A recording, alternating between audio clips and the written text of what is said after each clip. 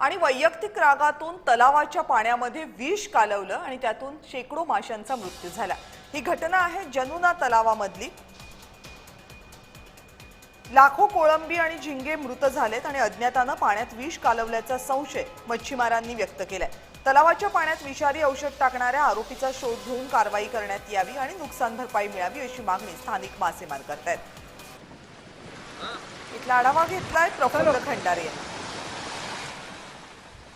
बुलढाणा जिल्ह्याच्या खामगावच्या जनुना तलावामध्ये मासेमारी करणाऱ्या मासेमारांचं लाखो रुपयांचं नुकसान झालंय। कुणीतरी अज्ञाताने या ठिकाणी या पाण्यामध्ये विष कालवलं आणि या विषाचा परिणाम थेट येथे पेरलेल्या कोळंबी आणि झिंग्यावर झालाय।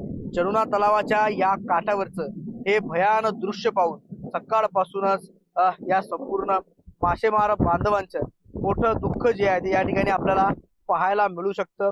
कंत्राट जे आहे नगरपालिकेच्या माध्यमातून त्यांनी या ठिकाणी घेतलं होतं। तब्बल 12.5 लाखच्या आसपासचं हे कंत्राट त्यांनी घेतलं आणि एवढं कंत्राट घेतल्यानंतर कुठेतरी 2 पैसा या ठिकाणी मिळेल या अनुषंगानं या तलावामध्ये कोळंबी असेल, मासे असतील किंवा मग झिंगा असेल याची पेरणी केली होती।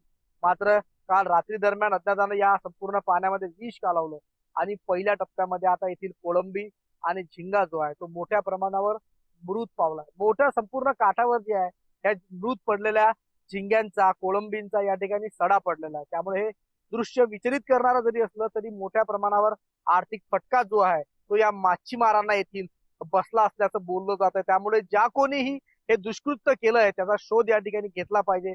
प्रफुल्ल खंडारे, जय महाराष्ट्र न्यूज, बुलढाणा।